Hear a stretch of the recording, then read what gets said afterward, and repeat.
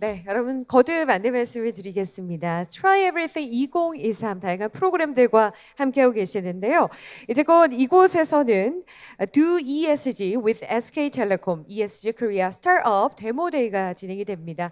오늘 이번 시간 함께해 주신 여러분들을 위해서 저희가 간단한 도시락을 준비했는데요. 식사 시간이죠.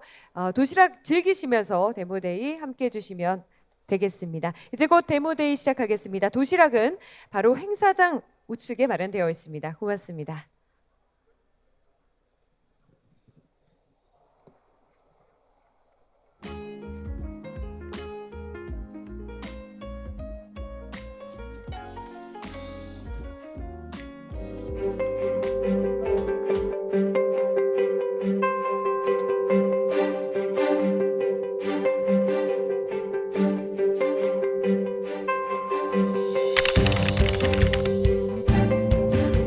저희 ESG 코리아를 통해서는 SKT와 함께 협력 업무도 진행을 했는데요. SKT에서 얼마 전에 부산 세계장애인 선수권 대회에서 부스를 설치하고 전시회를 운영을 한 적이 있습니다. ESG 코리아에서는 속속들이 파악해 주시고 다 끌어올려 주셨고, 그리고 먼 미래에 저희가 예상할 수 없었던 그런 문제들까지도 미리 지적을 해주시면서 앞으로 미래를 대비할 수 있는 좋은 조언들을 많이 해주셨습니다. 정말 최고입니다. 네, 맞습니다. 저희가 복약 데이터를 수집을 하고 있고, 이 데이터를 기반으로 시니어 케어 그리고 독거노인, 정신질환자, 만성질환자 케어 서비스를 진행하고 있는데, 이 서비스를 진행하면서 많은 부분을 ESG 코리아 프로그램 통해서 도움을 받고 있습니다. 네, 저희가 ESG 코리아를 처음 지원을 하였을 때 ESG라는 이 좋은 개념이 어떤 건지 좀 많이 헷갈리기도 하고 어떻게 보면 도덕책 같은 그런 개념이어서 저희가 좀 어려운 부분이 있었는데, 이번 ESG 코리아를 참여하게 되면서 어떤 게 ESG고 어떻게 하면 저희 사업에 도움이 될 수 있을지 굉장히 구체화하는 데 도움이 정말 많이 되었습니다. 저희는 컴퓨터 비전 AI를 활용해 보행 분석 키오스크를 만들고 있습니다. AI 보행 분석으로 파킨슨병을 조기 진단하고자 목표하고 있으며, SK텔레콤이 저희 험난한 바닷길에서 좋은 길잡이가 되어주고 있습니다. 그리고 이뿐만 아니라 이러한 물류를 처리하기 위한 WMS, OMS 시스템까지 구축하고 있어서 장기적으로 버려지는 제품 없이 자원 선순환이 일어나게끔 노력하도록 하겠습니다. 저희 뉴로팩에서는 ESG 코리아를 통해서 다양한 투자사들을 만날 수 있었으며, 이뿐만 아니라 다양한 네트워크 그리고 매출과 관련된 다양한 협업을 진행할 수 있는 도움을 많이 받았습니다. 네, 저희 뉴로팩은 앞으로도 친환경과 그리고 기능성 포장재 연구 개발과 같은 다양한 ESG 관련된 연구 개발을 지속적으로 진행하도록 하겠습니다. 감사합니다.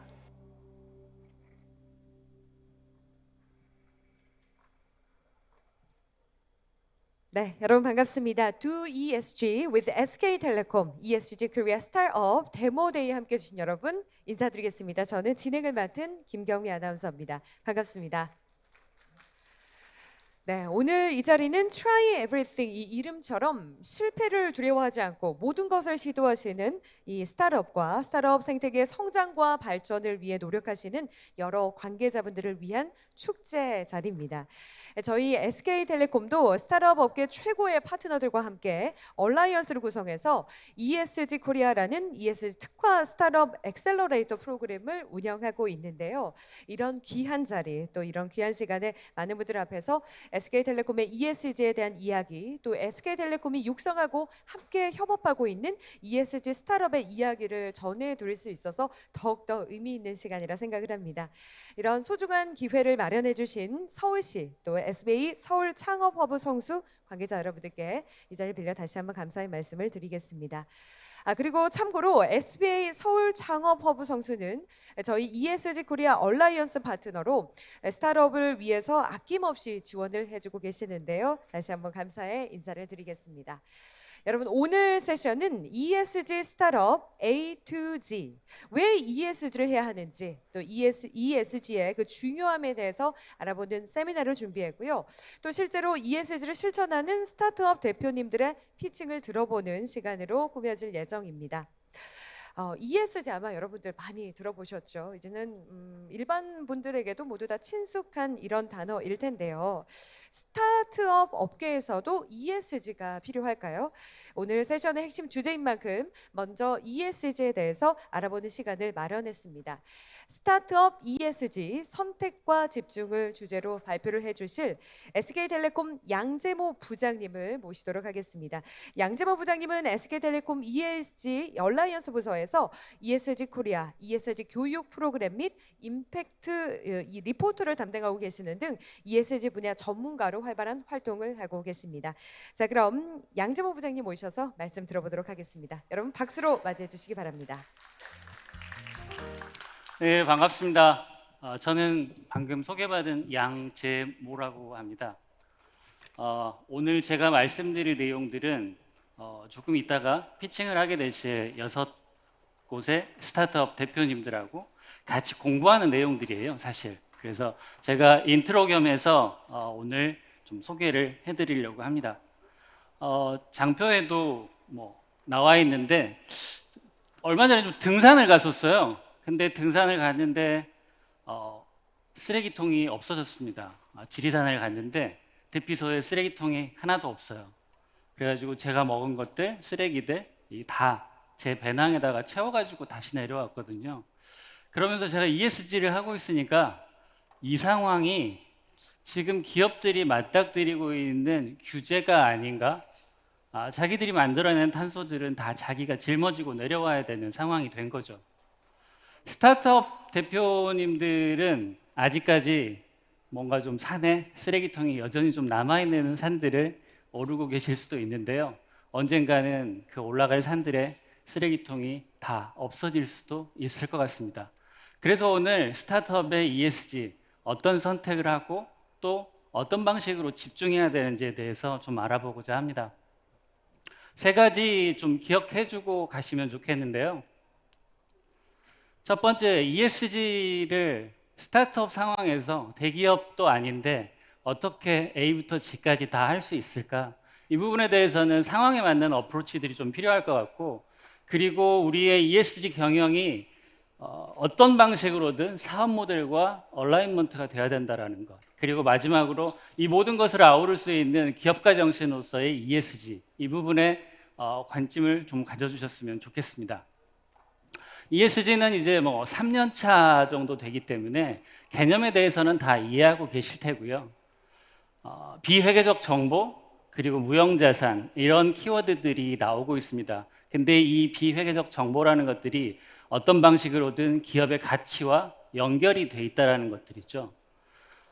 투자의 렌즈로 보면은 전통적인 투자에서 이제는 갈수록 비재무적인 가치들이 투자에 반영돼 있다라고 보시면 될 것 같고, 투자자 입장에서는 좀 더 촘촘하게 회사를 볼 수 있기 때문에 잃을 게 없는 거죠.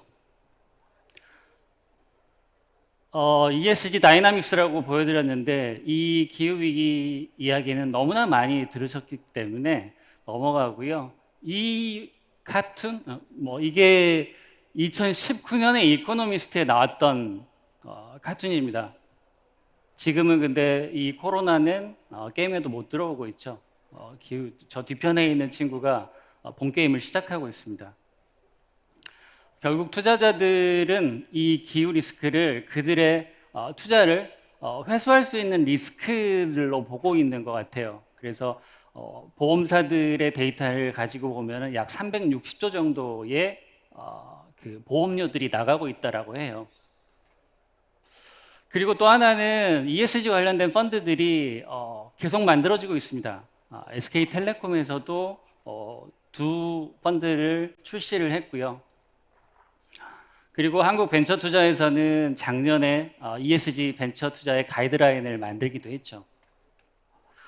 근데 모든 VC들이 이렇게 그 투자 시에 ESG를 고려하지는 않습니다. ESG 투자 펀드에만 일단은 의무사항으로 되어 있고요. 그리고 이런 데이터들을 제공해 줄 수 있는 수준의 스타트업들이 그렇게 많지 않다라는 것도 있고, 그리고 장기적인 성과들을 보고 진행하는 부분이기 때문에 어떤 방식으로든 어려움이 좀 있는 것 같아요. 그래서 지금 준비하시는 스타트업 에서는 이 부분들을 확인을 하시고 선택해서 투자로 접근을 하든 아니면 콜라보레이션으로 접근을 하든 그 결정들을 좀 내리실 필요도 있다라고 생각을 합니다. 그리고 제 다음에 오픈 이노베이션에 대해서는 도현명 대표님이 자세하게 말씀을 해주시겠지만 이 오픈 이노베이션도 꽤 많이 늘어나고 있어요. 특히 아리백 같은 경우는 대기업들이 이미 선언을 했기 때문에 스타트업들의 솔루션들을 더 빠르게 찾고 있는 과정이기도 합니다. 이렇게 많은 이노베이션 프로그램들이 눈만 뜨면 하나씩 나오고 있죠. 콜라보레이션의 대표적인 사례 중에 하나인데요. 그 파타고니아가 CVC를 통해서 투자한 브레오라는 회사가 있는데 이 회사는 그 해양 폐기물들을 가지고 와서 신소재를 만들기도 합니다. 파타고니아의 모자를 필두로 해서 넷플러스라는 그 소재를 지속적으로 파타고니아에 제공을 하고 있는 업체고요. 그리고 잘 아시는 가방이 된 자동차 이렇게 유명하죠. 모덴에서는 최근에 대한항공하고 콜라보레이션을 시작을 했습니다. 여러분들이 보기만 했지 한 번도 사용하지 못했던 저 구명조끼들 거의 대부분 100% 거의 100%가 버려지는 저 폐기물들을 이용해서 파우치를 만들고 화장품 회사랑 콜라보레이션을 해서 저 수익 기금들을 기부하고 있다라고 합니다.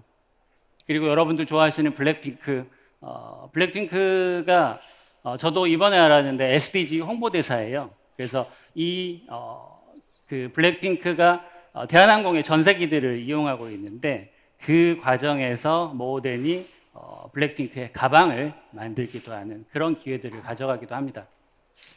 그럼 어떻게 시작해야 될 것이냐? 가장 먼저 왜 우리 팀이, 우리 기업이 ESG에 대응하려고 하는지에 대한 그 고민부터 먼저 하셨으면 좋겠고요. 투자 유치를 할 거냐? 콜라보에 대응을 하고 싶은 거냐? 그리고 창업가로서의 ESG에 대한 마인드셋을 가지고 준비를 할 거냐? 또 다른 이유들이 우리에게 있는가? 이 질문에 대한 답변들을 먼저 해보셨으면 좋겠습니다. 그리고 항상 말씀드리지만 우리가 ESG 사업 스타트업이냐, 우리가 ESG 경영을 하고 있는 스타트업이냐는 구분해서 볼 필요가 있고요. 그래서 두 가지 질문들, 우리 회사는 어떻게 사회 환경 문제들을, 어떤 문제들을 해결하고 있는가?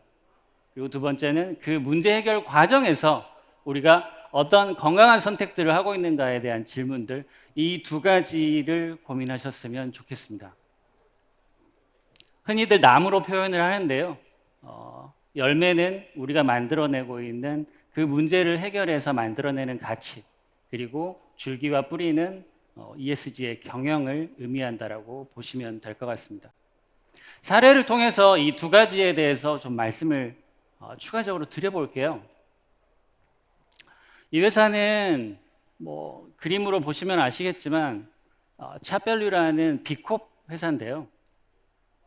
나무젓가락을 재활용하는 밴쿠버에 본사를 두고 있는 회사입니다. 창업한 지도 얼마 안 됐어요. 한 6년, 7년 정도 된 것 같습니다. 이런 젓가락들을 가지고 가구들을 만들어내고 인테리어 제품들을 만들어내고 있어요. 가격도 그렇게 싸지 않습니다. 저 테이블 같은 경우에는 한 1,000불 정도 하더라고요. 이 회사가 글로벌로 진출하려는 준비를 하면서 이제 ESG에 대한 관심들을 조금 더 확장시키기 시작했어요. 그전에는 밴쿠버에 하루에 10만 개 정도의 젓가락, 여러분들 지금 젓가락 쓰고 계시죠? 그 젓가락들이 버려지고 있는 거죠. 그걸 보고 목재학을 전공한 CEO가 이걸 만들기 시작했는데요. 이제 밴쿠버에서 잘 되고 지금은 한 13군데 정도의 그 브랜치들이 만들어져 있습니다. 그래서 이 찹밸류는 어떤 방식의 고민을 했느냐.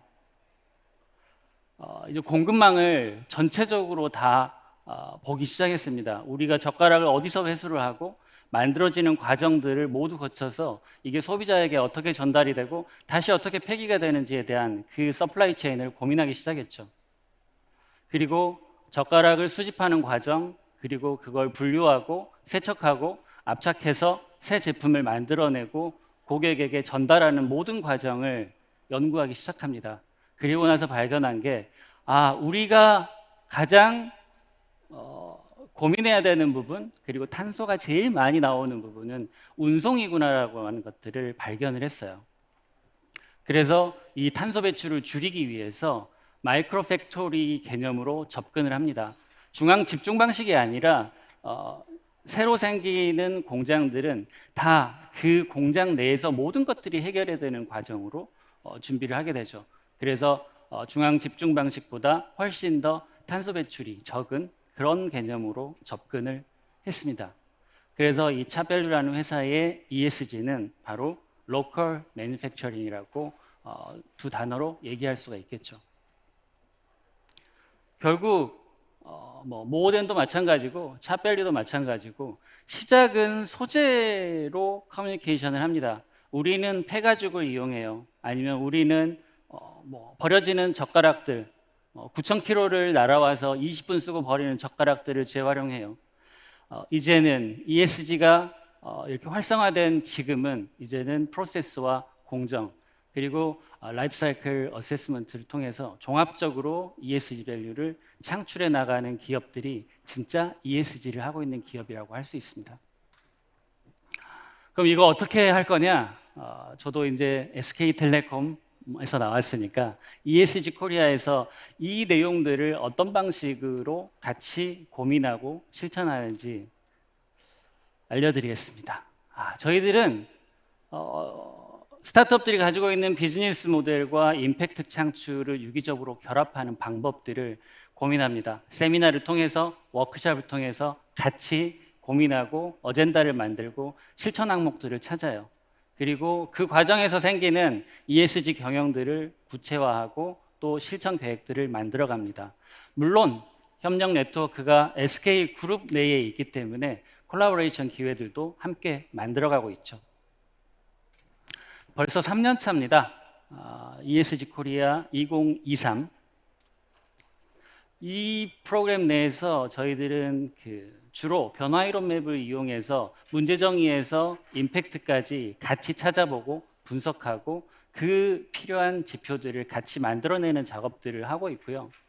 최종적으로 제가 담당을 하고 있지만 ESG 임팩트 리포트를 매년 발간을 하고 있습니다. 그리고 좀 전에 말씀드렸던 오픈 이노베이션 측면에서는 SK그룹 전체의 계열사들과 얼라이언스가 맺어져 있기 때문에 주로 이 회사들의 ESG 경영에 대해서 좀 더 파악을 하고 이제 POC를 같이 하거나 콜라보레이션 기회들을 만들어가고 있는데요.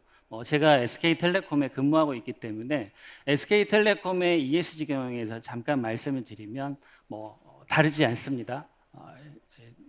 탄소 중립, 그리고 사회 안전망, 그리고 AI 컴퍼니이기 때문에 AI를 활용한 ESG 활동들, 이 모든 내용들이 저희 SK텔레콤의 ESG 경영의 방향이라고 보시면 될 것 같고, 이 프로그램들을 만들어가는 비클로서 비클의 하나로서 ESG 코리아가 활동하고 있습니다. 만약에 SK텔레콤과 콜라보레이션 하겠다라고 하면은 이 세 가지에 중점을 두면 될 것 같아요. 넷제로, 그리고 넷제로 같은 경우에는 AI 기반으로 저희들은 기지국이 많잖아요. 기지국의 전력량을 줄이는 것들. 그리고 소셜 세프티넷이라는 사회 안전망이라는 측면에서는 또 독거노인들을 돕고 있는 AI 스피커라든가 이것과 관련된 여러 가지 프로그램들을 같이 콜라보레이션을 해볼 수가 있을 거고요.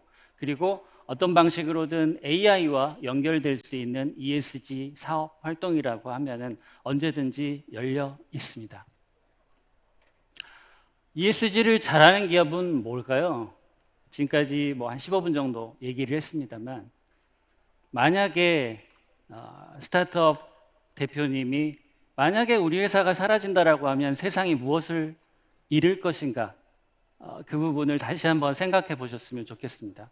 그리고 문제 정의를 새롭게 해보고 회사의 퍼포스를 새롭게 만들어가는 그런 과정들을 거치는 게 필요하다라고 생각하고요.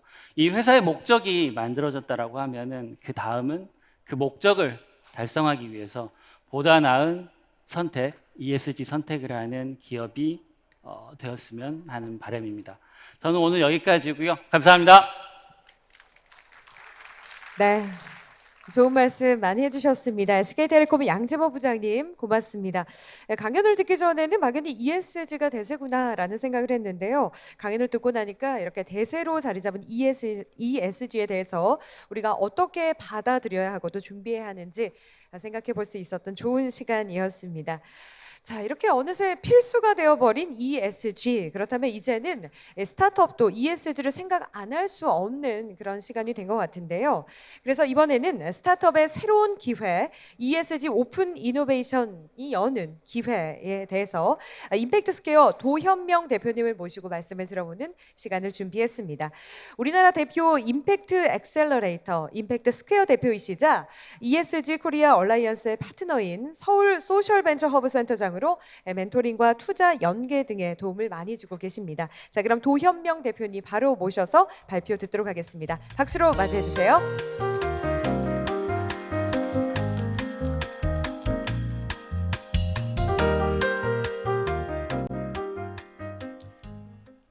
예, 안녕하세요. 소개받은 임팩트스퀘어 도현명입니다. 저는 좀 더 ESG를 스타트업이 어떻게 바라볼까? 그리고 어떻게 활용할까의 측면에서 말씀을 드리려고 합니다. ESG라는 이야기가 앞에서도 굉장히 최근에 몇 년간에 성장한 주제라는 말씀을 해주셨는데요. 이 그래프는 구글 트렌드에서 뽑은 겁니다. 구글 트렌드는 구글에서 검색되는 양을 가지고 이게 어떤 관심도를 얼만큼이나 갖고 있는지 보여주는 서비스죠. 파란색은 CSR입니다. 빨간색은 ESG예요. 어떻습니까? 특정 시점에서 교차되죠. ESG라는 단어 자체도 2004년, 5년부터 있어 왔던 이야기고 CSR은 훨씬 더 전부터 있었던 이야기죠. 그런데 ESG라는 이 이야기가 2018년 즈음부터 실제 중앙에 있는 여러 금융기관들이 실질적인 금융상품을 내놓으면서 빠르게 전 세계적으로 성장합니다. 그리고 최근에 와서는 이 영역, 사회적 가치와 기업의 활동에 대한 이야기에서 가장 높은 수준의 관심도를 보이고 있습니다.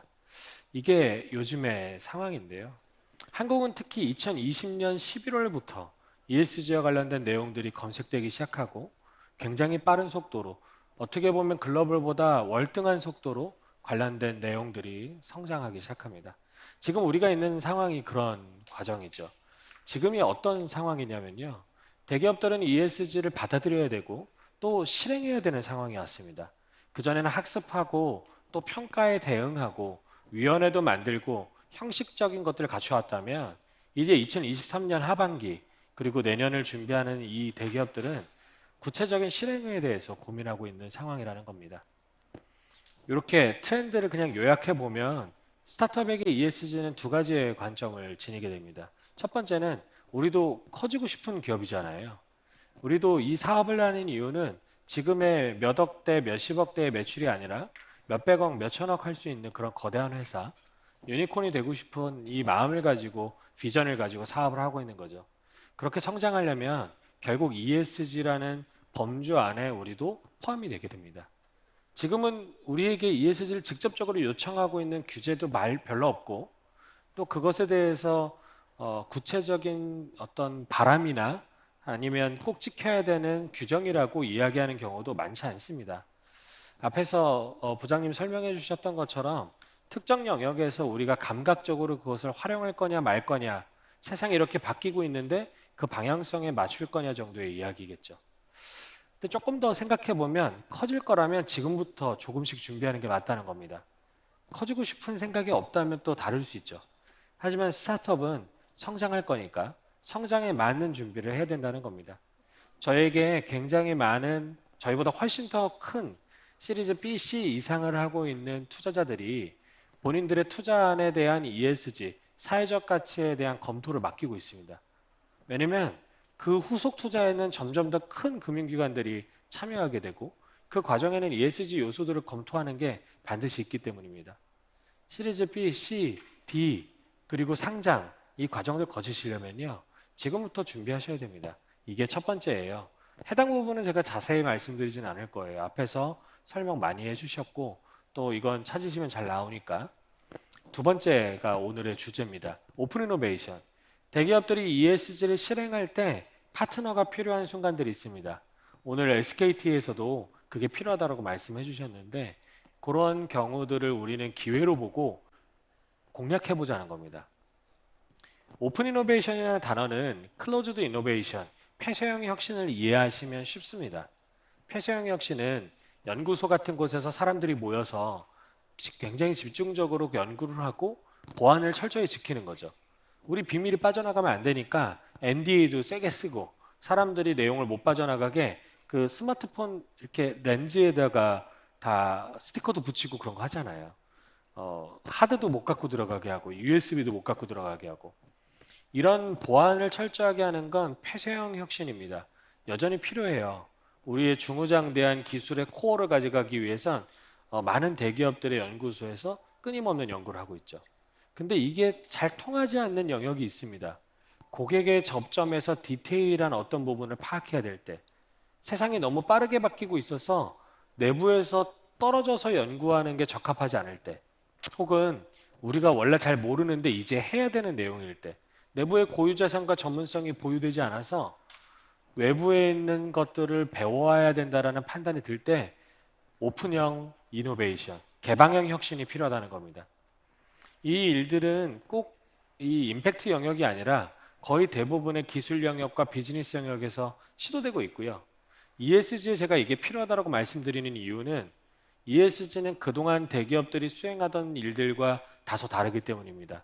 그래서 그 접점, 사회적 접점에서 일어나고 있는 일들에 대한 이해도가 기존의 사업에 비해서는 당연히 낮을 수밖에 없고 내부에 있는 구성원들이 문화적으로나 관점적으로나 기능적으로 그 영역들을 다 이해하지 못하는 경우가 대다수이고 또 그 부분에 대한 변화가 너무 빠르기 때문에 내부에서 숨어서 그것을 보안을 지켜가면서 연구하기에는 적합하지 않다는 겁니다. 이럴 때 우리는 무엇을 노려야 되는지를 설명드리려고 합니다. 첫 번째, 오늘은 SK텔레콤에서는 우리가 뭐에 관심이 있다를 딱 정리해서 말씀해 주셨지만 대부분의 대기업들이 그렇게 하진 않죠. 어떤 걸 보시면 되냐면 지속가능 경영 보고서나 ESG 리포트에 제일 앞부분이나 뒷부분에 나와 있는 중대성 평가를 찾아보시면 됩니다. 지금 보이는 이 이미지는 유니레버라고 하는 기업의 중대성 평가 이미지예요. 가로축은 사업에 얼마나 영향이 있는가, 비즈니스 임팩트.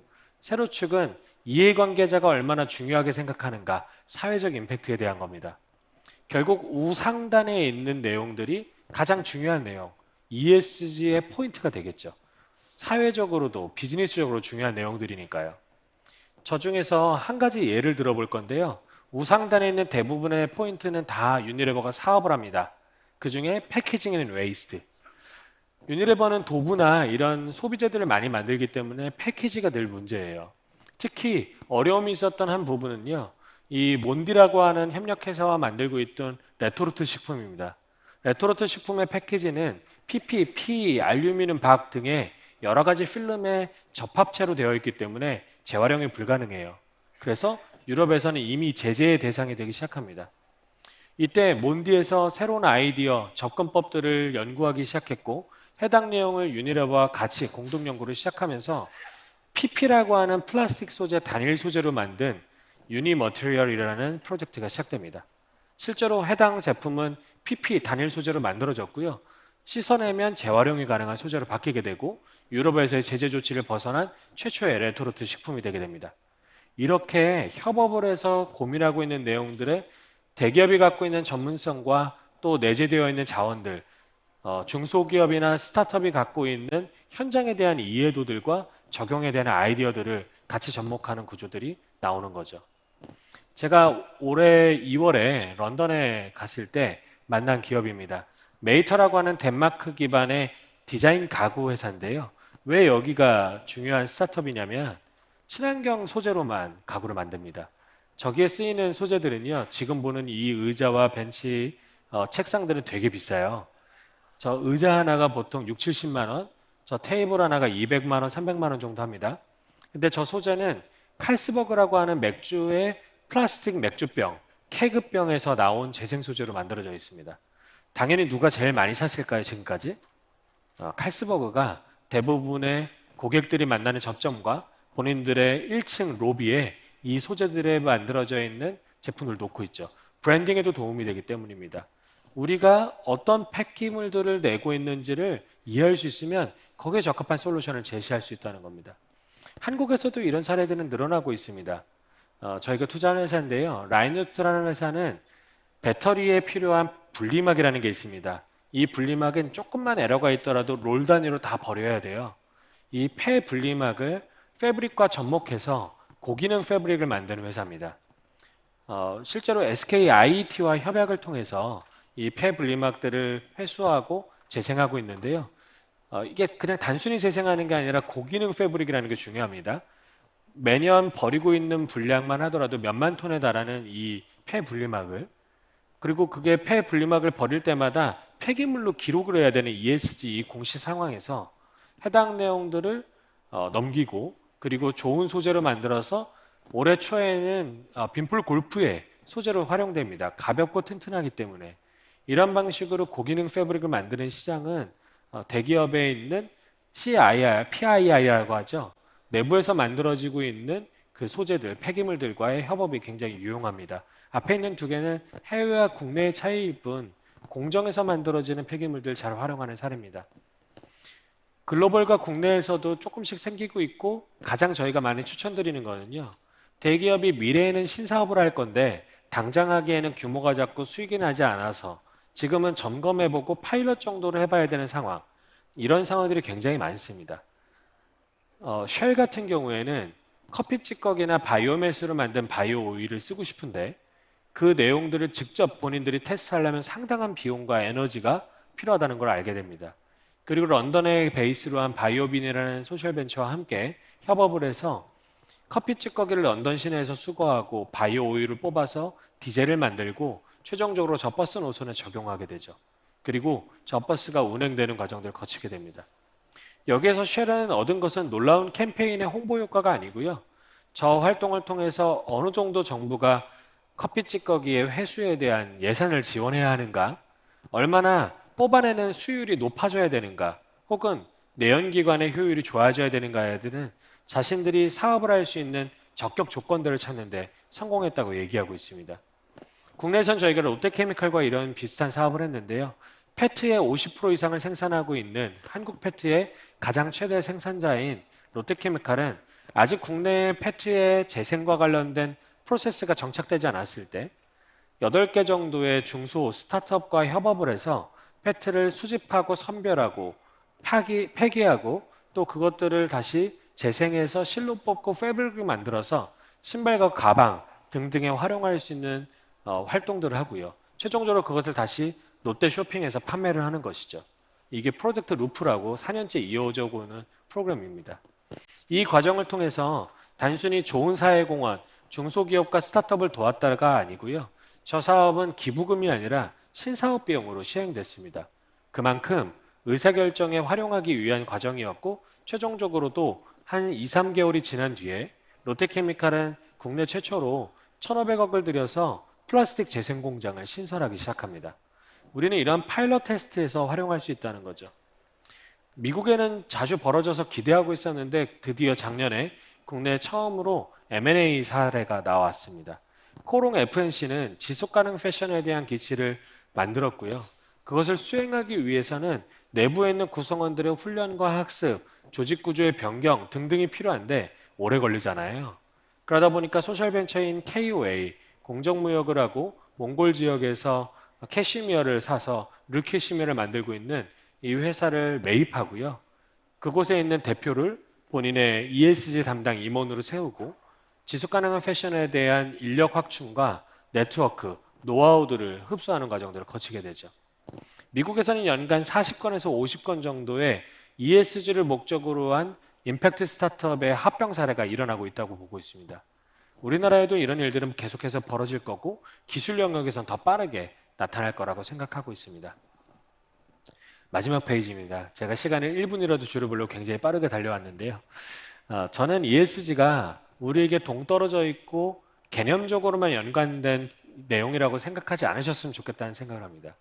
IT가 처음 한국에 들어올 때도 그랬고 스마트폰이 처음 소개되었을 때도 우리랑 상관없다라고 생각하는 조직들이 많았습니다.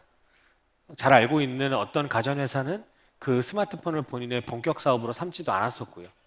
잘 아시는 그 과정의 결론은 어떻게 됐습니까?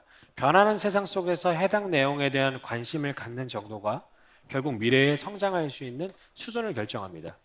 ESG는 바뀌지 않을, 단어는 바뀔지 몰라도 그 흐름과 환경과 영향은 바뀌지 않을 텐데요. 지금 고민하고 계시는 스타트업 많은 창업자들이 또 거기에 있는 핵심 멤버들이 ESG에 대한 올바른 기회적 이해를 하고 대기업들이 그것을 수행할 때 좋은 파트너가 될 수 있도록 기회를 노려본다면 우리에게 ESG는 남의 이야기가 아니라 우리에게 가장 필요한 기회, 환경이 되어갈 수도 있다는 생각을 해봅니다. 여기까지 제 발표를 마치도록 하겠습니다. 감사합니다. 네, 고맙습니다. 도현명 대표님의 발표 함께 하셨습니다. 더 많은 스타트업이 ESG에 관심을 가지고 함께 했으면 좋겠습니다. 자, 이제 말씀을 듣다 보니까 그럼 어떻게 스타트업은 ESG를 준비해야 할까요? 아마 이런 궁금증이 생기실 텐데요. ESG 준비를 위한 스타트업 셀프 체크에 대해서 지금 이 시간 알아보겠습니다. 벤처스퀘어 명승은 대표님께서 말씀을 준비해 주셨는데요.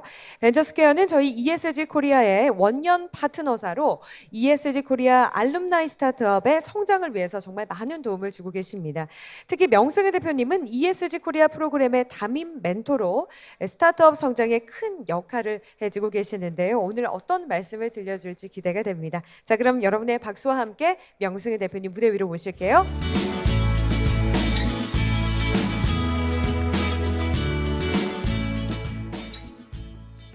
네, 반갑습니다. 코로나가 끝나고 이런 무대에 서는 기회가 점점 많아지고 있는데요.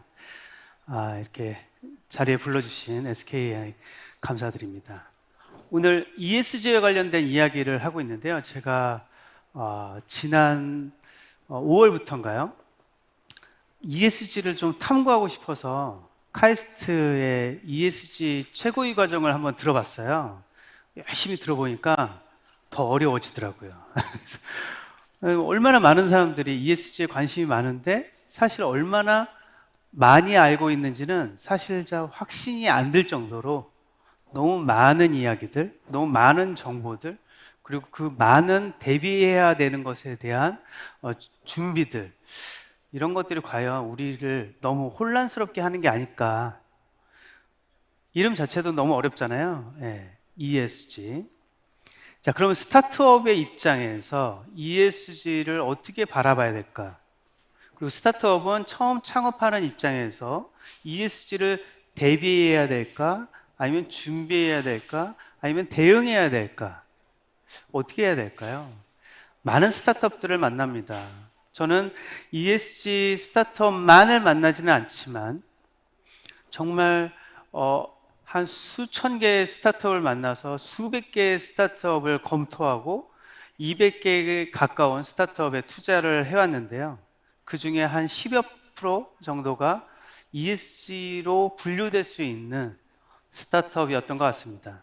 근데 ESG로 분류된 스타트업들의 대부분은 스스로 너무 힘들어하더라. 돈 벌기 어려워하고 시대에 적응하기 어려워하고 비즈니스를 펼치기 어려워하더라 라고 생각해서 이 관점 훈련을 좀 해야겠다라는 생각을 좀 해봤습니다.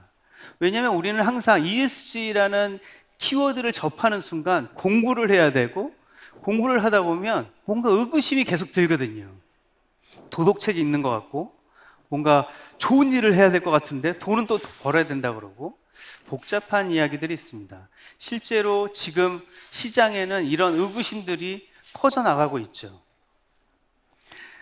얼마 전에도 국내 ESG 공시 의무화가 2025년에 본격화되려고 하고 있는데 경총에서는 금융위에 미뤄달라.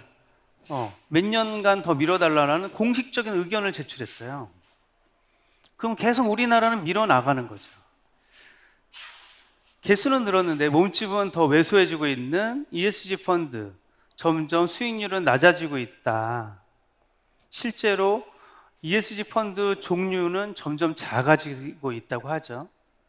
야, 뭐 돈 된다고 하더니, 트렌드라고 하더니 돈 안 되고 있는 거 아닌가? 그리고 그렇게 고생해서 ESG를 준비한다고 하는 사람들을, 그렇게 고생한 사람들 말고 약간 ESG인 척, 그린워싱하고 자연 친화적인 척 하는 곳들만 더 돈 벌고 있는 거 아닌가? 몰래 더 멋있는 척만 하는 곳들이 오히려 그린워싱 기업으로 더 살아남고, 우리는 더 열심히 비용 들이고 더 열심히 일하는데도 오히려 더 살아남기는 어렵더라. 자, 이런 의구심이 실제로 있습니다. 그린워싱에 대해서는 얼마 전에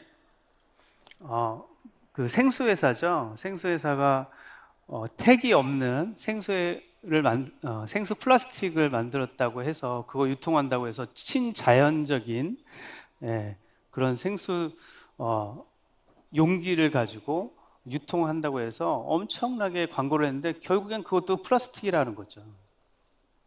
저는 이런 그린워싱이 앞으로도 엄청나게 많아질 거라고 봅니다. 기만하는 행동, ESG를 오히려 더 난관에 빠뜨릴 거라고 봅니다. 그럼에도 불구하고 우리는 점점 몸으로 체감하고 있죠. 기상이변, 온도는 올라가고 기상이변은 재해나는 더 많아지고, 우리가 보고 있는 실제 세계는 실제 산업혁명 이후에 우리가 저질러 놓은 일들 때문에 더 끔찍한 세상을 만나고 있다는 것도 알고 있고, 세상의 멸망의 시계는 다가오고 있다는 것도 눈으로 목격하고 있습니다. 스타트업, 비즈니스 하는 사람들입니다. 대응을 해야 되는 사람이고 준비를 해야 되는데요. 자, 그러면 어떻게 준비를 해야 될 것인가? 저는 관점으로 이 이야기들을 좀 풀어보도록 하겠습니다. 첫 번째, 위기일까요? 기회일까요? 스타트업은 모든 변화의 순간은 기회로 보고 있습니다. 모든 대기업이, 모든 기성 기업이, 모든 제도권들이 지금의 시기를 위기로 보고 있습니다. 하지만 스타트업은 이 속에서 기회를 찾을 수가 있다. 모든 관계망 속에서 이제 ESG가 고려되고 있는 상황이다. 그렇다면 기존의 모든 관계망을 계속 꾸준하게 이어나가고 있는 기업들 입장에서는 뭔가 바꿔야 되는데 스스로 바꾸기가 쉽지 않을 겁니다. 스타트업은 그것들을 준비해 줄 수 있고, 사실은 그 약점, 그 취약한 지점들을 만들어 나갈 수 있다는 거죠. 유럽의 공급망에 관련된 여러 가지 규제들이 들어오면서 우리나라의 중소기업들이 공급망에서 배제되는 일들이 지금 벌어지고 있습니다. 현실에서 벌어지고 있는데 이상하게 뉴스화는 잘 안 되고 있더라고요.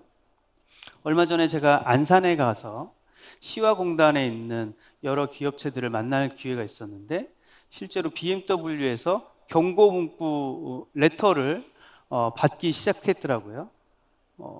그 레터가 별게 아니에요.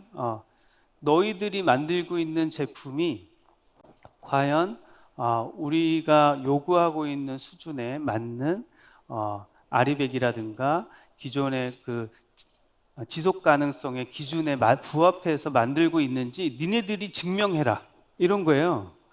되게 황당하잖아요. 그런데 이 기업 입장에서는 그런 걸 준비해 본 적도 없고 고려해 본 적도 없었습니다. 스스로 내보내고 있는 폐수가 얼마인지도 모르는 사람들이에요.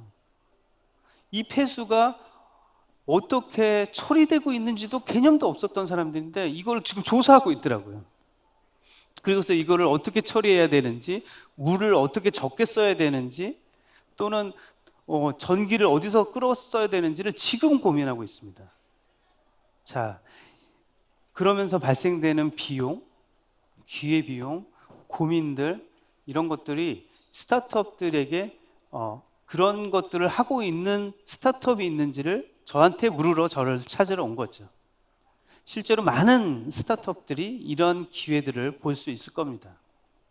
앞으로 점점 더 많은 규제들이 도입될 거고요.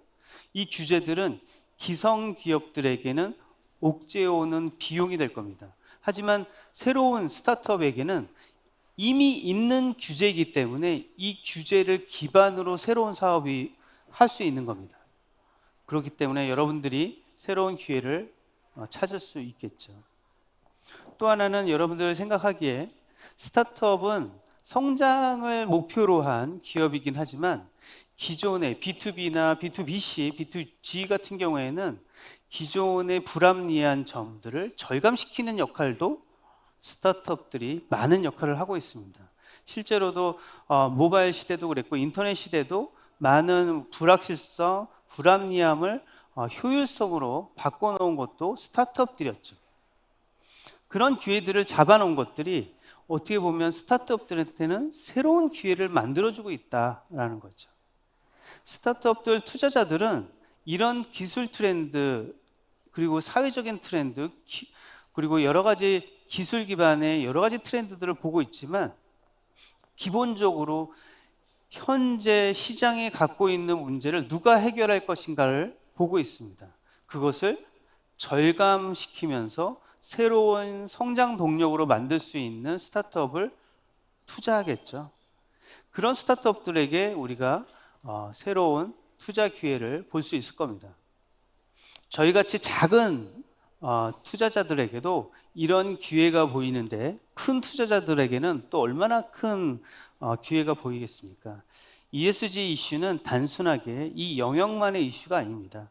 전 경제 사회적인 이슈에 도달해 있고 이제는 보편적인 이슈에 있습니다. 제가 앞에 도입부에 ESG에 대해서 사람들이 의구심을 갖고 있다 이런 얘기를 하는데 사실은 ESG는 전반적인 사회 이슈로 녹아들어 가면서 의구심을 사실상 보편화시키고 있다라고 볼 수 있겠죠. 그 다음에 스타트업 입장에서 가장 중요한 관점입니다. 지금 있는 문제를 관찰하고 센서링 할 것인가, 앞으로 생길 만들어낼 것들을 측정할 것인가에 대한 문제입니다. 영국에 있는 세틀라이트 뷰라는 이 위성 기업은 스타트업인데요. 위성에서 한 지역의 부동산에 관련된 건물의 온도를 측정해 줍니다. 이 데이터는 부동산 업자들, 그리고 공장 업자들, 그 다음에 제조업체들에게 이 건물이 얼마나 비용 효율적인지, 그리고 열 손실이 얼마나 나오는지 이것들에 대해서 데이터를 끊임없이 알려주고 있죠. 그래서 열 손실에 대한 이야기들, 그 다음에 탄소 절감 효과에 대한 이야기들을 계속 데이터로 보여줄 수 있습니다. 이런 측정 방법 때문에 더 절약할 수 있는 것들을 보여줄 수가 있겠죠.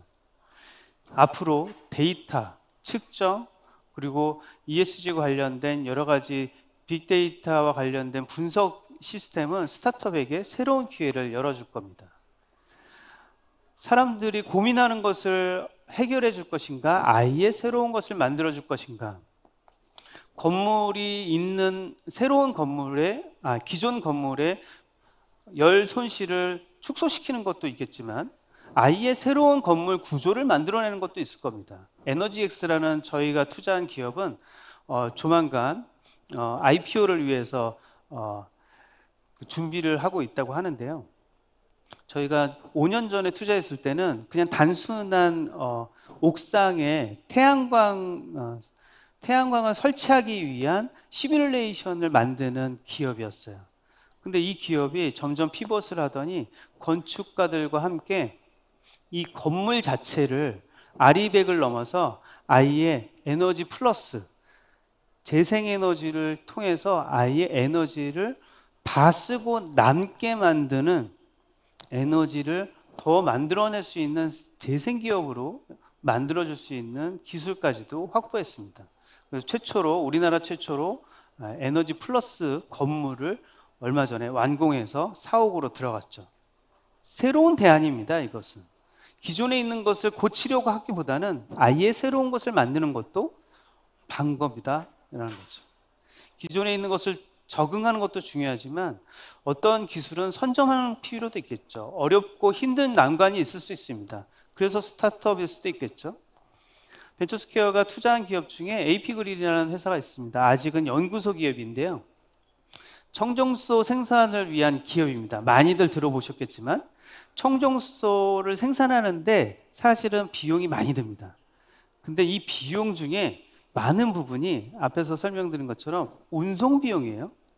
이것을 압축해서 가져다가서 또 사용하는데 또 보관한단 말이죠. 이때 들어가는 비용이 너무 많이 들어요. 그래서 차라리 청정수소를 만드는 이 리액터를 현장에다 작게 틈틈이 만들어 놓으면 그 공장에서 만들어지는 여러 가지 부산물들을 그쪽에서 수소를 만들어낸다 이거죠. 공장 자체에서 만들어지는 청정수소, 이것들을 이제 온사이트 저온플라즈마 리액터라고 명명해서 지금 개발 중입니다. 새로운 것을 만들어낸다는 게 사실 어렵습니다. 하지만 투자가 될 수 있고 앞으로의 미래에서 좀 더 나은 ESG 분야의 새로운 분야가 될 수 있다고 보고 있습니다. ESG 각각의 분야가 기회가 될 수도 있고 투자 분야가 될 수도 있겠지만 여러분들이 스타트업 입장에서 비즈니스를 하는 입장에서 항상 새로운 기회를 찾는 데는 새로운 관점이 필요하다고 생각합니다. 저는 ESG가 탄소 절감이나 사회적 역할이나 또는 공정한 기준으로 기업이 운영되는 것들이 되게 중요하다고 보는데 가장 중요한 것은 스타트업 스스로가 처음 생겨날 때부터 자기가 무엇 때문에 어떻게 활동하고 있는지를 기록해 두고 있다는 게 중요하다고 생각합니다. 스타트업 스스로 기록하면서 스타트업 스스로 ESG에 대응하고 앞으로 준비해 나가고 있다는 것을 어필할 수 있다면 투자자 입장에서는 그것만큼 든든한 게 없을 거라고 생각합니다. 스타트업이 위기라고 생각하기보다는 기회라고 생각할 때는 스스로 자신감 있는 기록이 있기 때문일 겁니다. 네, 감사합니다. 네, 여러분 발표 잘 들으셨나요? ESG 스타트업 셀프 체크 포인트 다 체크해 보셨나요? 너무나 유익한 내용 많이 공유를 해주셨습니다. 대표님 고맙습니다.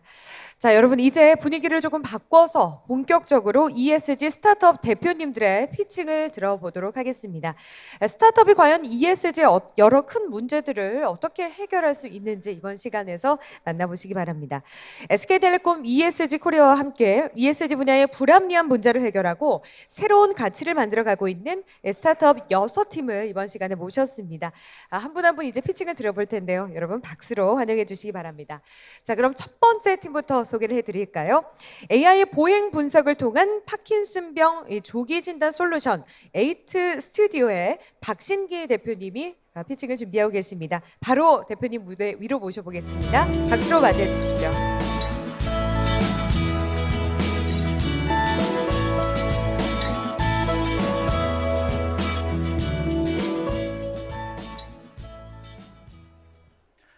안녕하세요. 키오스크 앱 기반 AI 파킨슨병 조기 진단 솔루션 파킨센스를 개발하는 컴퓨터 비전 AI 전문 기업 에이트 스튜디오입니다. 뇌의 문제가 치매는 인지 기능으로 연결되고 파킨슨병은 운동 증상으로 연결됩니다. 저희가 가진 컴퓨터 비전 AI 기술을 중심으로 파킨슨병의 지연 진단 문제를 해결하려고 합니다. 국내 현황입니다. 500대 질병 중에 진료비는 31위 수준이고 환자 수는 12만을 돌파해 30만을 향해 가고 있습니다. 치료제가 없는 질병이기 때문에 요양 비용이 더 크고 많은 사회적 비용이 발생하고 있습니다. 치료제가 없는 이 질병의 가장 큰 문제는 지연 진단입니다. 질병의 본인 인지 비율은 23%밖에 되지 않고 증상이 발생 후 1년이 넘어서 내원하는 고객은 40%나 됩니다. 우측은 조기 진단 시, 지연 진단 시 10년 동안의 각각의 삶의 질 변화 그래프인데 저희는 이 면적만큼의 임팩트를 창출하려고 합니다. 지연 진단이 발생하는 프로세스입니다. 먼저 증상이 발생하면 노안으로 치부하고 방치합니다. 그리고 1차 병원을 찾아가는데 여기서 상당수의 오진이 발생합니다. 파킨슨병은 복잡한 병이라 전문의를 만나거나 150만 원짜리 CT를 찍어야 정확하게 알 수 있는 병이기 때문입니다. 저희는 접근성 높은 AI 보행 검사와 자가문진으로 고객 여정을 개선하고 지난 16년간 크게 개선되지 않았던 내원 기간을 3개월로 단축시켜 파킨슨병의 지연 진단 문제를 해결하려고 합니다. 제품부터 소개드립니다. 키오스크 파킨센스입니다. 기존 2천만 원대 보행 분석 장비 AI로 센서를 없애 가격을 80% 절감했습니다. 그리고 5, 60대와의 접점을 만들 앱 알프스 산책도 조만간 출시 예정입니다. 건강한 보행을 독려해 알츠하이머와 파킨슨을 예방하는 앱이고 역시 AI 보행 검사 기능을 제공합니다. 고객은 본인의 보행 건강 체크를 위해 보행 영상을 찍고 가운데와 같이 리포트를 받습니다. 여기서 이상이 발견되면 자가 문진으로 안내하고 이 문진을 통해 더 정확하게 내원까지 안내드리는 형태입니다. 잠시 기술 소개를 드리면 약 10초가량의 보행 영상을 찍고 AI가 센싱합니다. 10초의 영상에서는 1만 개 이상의 데이터가 나오는데 이거를 한 번에 지표화합니다. 저희는 이 과정을 원클릭 자동화했고 약 6가지 보행 증상을 감지할 수 있습니다. 그리고 15문항 선별검사로 넘어갑니다. 저희 문제에 공감하신 분당 서울대병원 파킨슨 센터장님께서 제공해 주셨고 기존의 700명 대상으로 71% 정확도의 성능을 보인 문진입니다. 여기에 최근 비운동 증상 3건을 더해 저희가 파킨슨.kr 웹문진을 만들어 돌려본 결과 치매 선별검사지와 유사한 성능을 확인했습니다. 참고로 치매 쪽을 말씀드리면 15문항 선별검사에 연간 200억 소요가 되고 있고 저작권이 보건복지부에 있습니다. 저희는 파킨슨병 관련 설문을 확보해 제품에 활용하고 있습니다. 해외 업체 같은 경우는 애플워치 기반으로 주로 파킨슨병 관련 보행 증상을 센싱하고 일부 스마트 인솔 제품군도 있습니다. 저희는 17개 관절 전부 실시간으로 센싱 가능한 강력한 컴퓨터 비전 AI 기술로 경쟁 우위를 확보하고 있습니다. 왜 지금 이 기술인지 조금 더 말씀드리면 2012년 객체 인식 AI가 처음 나왔고 7년 후 테슬라는 FSD를 양산했습니다. 그리고 2015년 구글은 딥러닝 기반 동작 인식 AI 기술을 선보였고 8년이 지난 현재 충분히 상품성 있는 기술로 올라왔습니다. 그리고 이미지가 아닌 영상을 분석하는 기술이기 때문에 고려대 데이터 계산과학과 이승규 교수와 보다 고도화된 분석 작업을 진행 중입니다.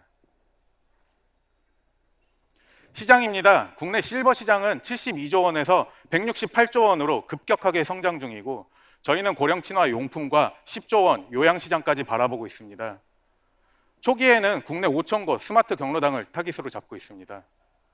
트렌드를 보면 2년 전 스마트 경로당 시범 사업을 통해 건강과 키오스크 관련 수요를 확인했고 현재 일반적인 수준의 제품들이 납품되고 있습니다. 그리고 전국적으로 지금 맨발 걷기 열풍도 확인을 했습니다. 저희는 올해 대학, 대기업과 레퍼런스를 쌓고 B2G 시장부터 진입할 예정입니다. 어제는 광주 테크노파크에 치매 실증 사업에 확정이 돼서 올해 연말까지 실제 파킨슨 환자의 보행 데이터를 쌓고 현지 노인 시설에서 저희 키오스크 제품을 실증할 예정입니다. 저희 성장 전략입니다. 먼저 보행 감지 수를 더 늘려가고 전국에 5,000대 이상 키오스크가 퍼지면 디지털 사이니지로 활용해 제품 단가를 더 낮출 수 있습니다. 그리고 3년 안에 고도화된 동작인식 AI 기술을 바탕으로 시니어의 프라이버시와 일상 모두를 보호하는 플랫폼으로 확장하려고 합니다. 걸음이라는 동적 바이오마커 시장을 선점하고 의사, 요양보호사, 그리고 수백만 독거노인까지 지원하는 플랫폼이 되겠습니다. 저희 솔루션을 통해 연간 100만 명의 시니어를 만났을 때 약 1만 명의 환자를 조기 선별할 것이고 이는 연간 2,700억의 사회적 가치를 창출할 것입니다. 저희는 올해 1월부터 파킨슨병 아젠다를 잡고 시작했습니다. 빠르게 데스밸리를 건너고 이미 성숙한 해외 고령 시장으로 진출할 예정입니다. 저희 원대한 여정을 같이 시작하는 멤버들입니다. 저는 자동차 회사에서 9년 정도 일을 했고 과학고 전산전공 후배들을 모아 인하우스 개발팀을 꾸렸습니다. 주변에서 많은 도움을 받고 있고 다양한 지원 사업을 통해 강력한 추진력을 받고 있습니다. 노인 질환은 오랫동안 들여다봐야 합니다. 그런데 국내 인구 구조가 너무 어렵게 흘러가고 있습니다. 사람의 눈을 대신하는 AI 기술로 시니어와 그들을 부양해야 할 우리 세대의 부담 모두를 줄이는 기업이 되겠습니다. 약자와 동행하는 기업 에이트 스튜디오였습니다. 감사합니다. 네, 대표님 발표 잘 들었습니다. 사람의 눈을 대신하는 AI로 약자와의 동행을 함께합니다. 에이트 스튜디오의 발표였고요. 두 번째 피칭입니다. 반품과 재고, 영물류 밸류체인 솔루션, 팜코브의 양정환 대표님이 피칭 준비하고 계시죠? 무대 위로 바로 모셔보겠습니다. 박수로 맞이해 주십시오.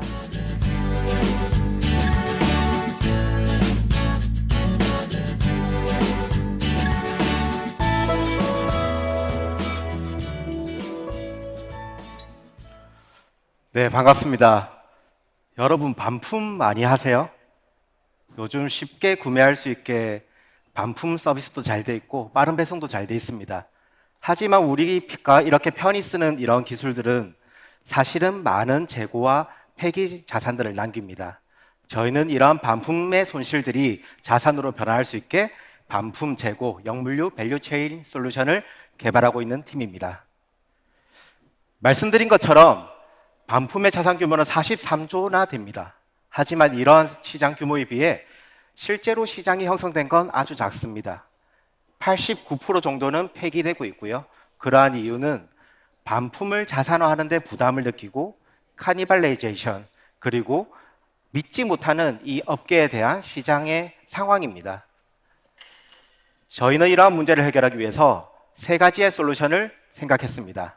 첫 번째, 반품을 어떻게 하면 잘 수거를 할까? 기존의 물류 시스템이라는 건 그 배송을 가정까지 데려다주는 그러한 정물류에 집중이 돼 있었지만 저희가 생각하는 수거 솔루션은 좀 더 쉽고 싸게 수거할 수 있는 방안입니다. 그리고 이것을 어떻게 검수를 해서 어떻게 재판매를 할 수 있는 상품화를 할 수 있는가? 그리고 마지막으로는 재판매를 하는 방법. 이 세 가지 솔루션을 바탕으로 저희는 밸류체인을 형성하려고 합니다. 좀 더 상세하게 말씀을 드리자면 반품이라는 걸 저희가 집 앞에 가져다 두면 이것을 다시 창고로 가져가서 이것을 판매자한테 전달하는 데까지 많은 불필요한 일정들을 포함할 수밖에 없습니다. 이것을 좀 더 모아서 가져다 주고 혹은 저희가 박스나 택이 없더라도 이것을 수거를 해서 손실되는 비용을 줄여 나간다면 수거가 좀 더 원활하게 될 수 있을 거라고 생각을 하고 있습니다. 두 번째는 검수 영역입니다. 쉽게 생각하면 이거 그냥 상품화를 잘해서 팔면 되지 않나 라고 생각할 수 있는데 이게 물량이 하나 둘이어야만 가능한데 이 많은 제품들, 다양한 제품들을 하나하나 검수하고 그걸 체계적으로 정리하는 건 굉장히 어렵고 까다로운 일입니다. 저희는 체계적으로 관리를 할 수 있는 시스템과 이것을 WMS, 물류 관리 추적을 통해서 상품화를 할 수 있게끔 하고 또 이것을 온라인으로 전환할 수 있는 데이터를 기반한 기술들을 바탕으로 이 영역의 시간을 감소해서 비용을 내리는 역할을 하고 있습니다. 마지막으로는 저희가 판매를 하는 방법인데요.